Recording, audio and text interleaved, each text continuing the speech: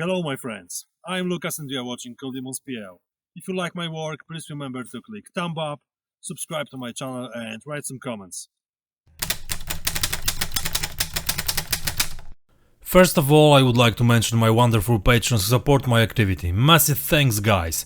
These are people who believed in my passion, saw something valuable in it and decided to support me. It's really great when you know that there are a few crazy guys in the world who think like you, want to watch what you do and appreciate the effect of your work. This is really super motivating and gives you the strength to continue working. Please don't forget that you can be one of them. Just check my Patreon page and decide if you want to stay with me or go back home. There are different options to join, but you need to decide by yourself. Once you join, you will be able to surf on my page with no limits, watch and download all superb high-resolution pictures, watch progress shots, check stories with unpublished in other media's models, read the articles, watch the videos with no adverts and enjoy other benefits. Thanks to this, I will try to give you some interesting content to keep you informed and entertained. I'm not pushing, but you know, I'd like to make millions from modeling and this is the easiest way. I'm joking of course, but the truth is that it would be great to do this as a regular job. The only way is to build the channel and get new patrons. That's why in each episode I encourage you to support me in my passion. And I realize it's not easy these days, but if you have a few bucks you could drop in my cup, that would be great. Thanks! Today I would like to talk about making money and, to be more precise, how to make money on your models. Have you ever wondered how to earn money by selling your models? Yeah, like many before you and probably many more after you. But how to do it? How much am I able to earn? And will anyone want to buy my models? Or maybe it's not worth it because I am not recognized modeler? No, my models are awesome and I will sell them for a pile of money. Let's count. The model cost about 50 bucks, I added 3D printed trucks for 30 bucks and some extra aftermarkets for about 40 bucks. That's a total of 120 for the materials alone. Okay, how much time did I spend building it? Wait a minute, it took me 3 weeks and I worked about 3 or 4 hours a day. That's 21 days for 3-4 hours, which is at least 70 hours. Okay then, in my regular job I have about 20, so I should actually earn 1,400 for this model. Alright, I'm off to work.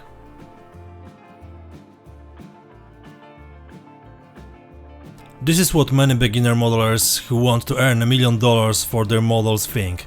However, the truth is quite different. Nobody will pay that much for your model. It's sad, but there is nothing to hide. That's how the market works. Of course there are modelers who can get that much for their model, but these are individual guys who make up a per mile of whole mass of people who build for money. So how much can I earn for my model? Just count how much you spend on it and multiply it by 2. That's what you will get as a beginner in this business, and don't count on more regardless of the number of hours you've spent building it.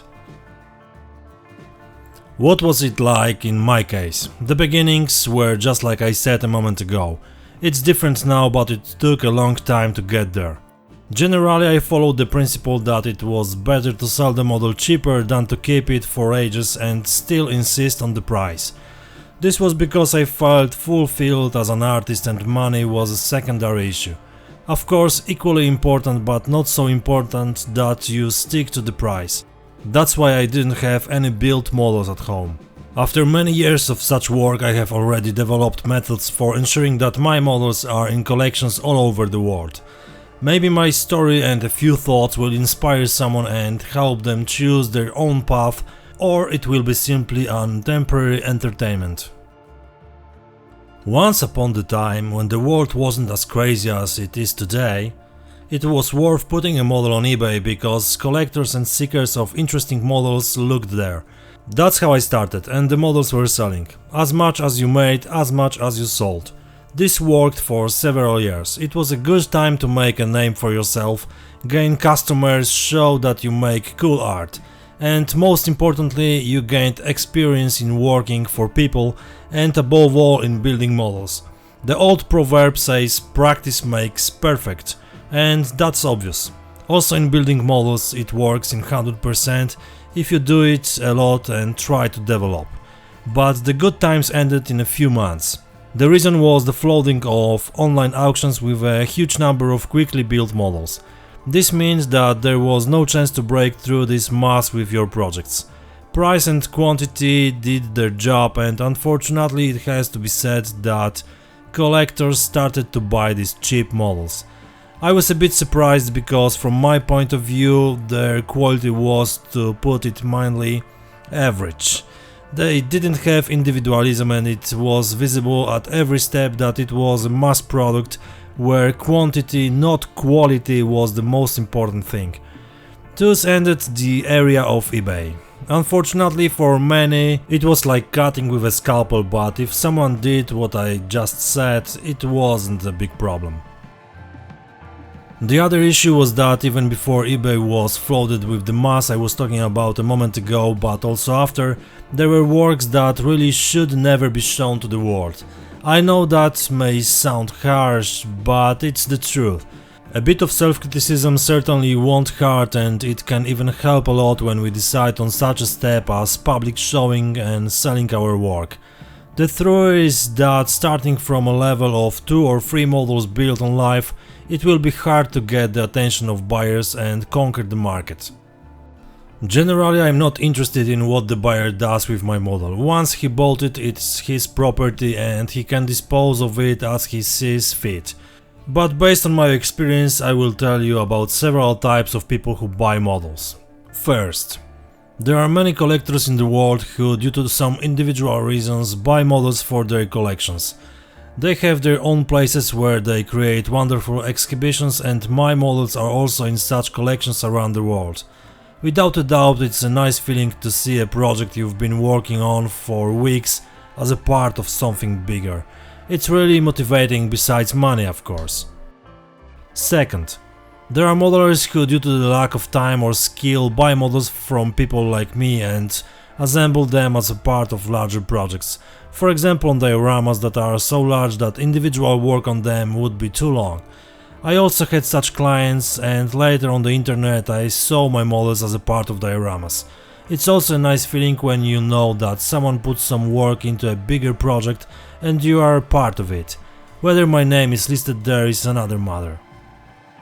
Third, there are also situations when someone, I won't call him a collector, will buy your model and even commission its construction, but without the right to publish it, and in short, I built the model secretly from the world so that the buyer can probably show it as his work.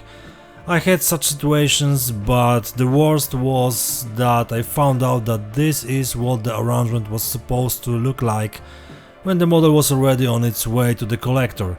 And honestly, it's a bit weak and morally iffy. I leave the assessment to you. Fourth, I cannot describe this situation with any specific words, but just imagine when I build a model, let's call it for myself, which is actually a term for maximum effort, but ultimately the model goes on sale anyway.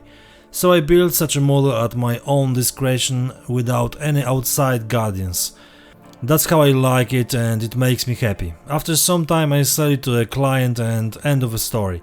I'm starting another project and time is flying by.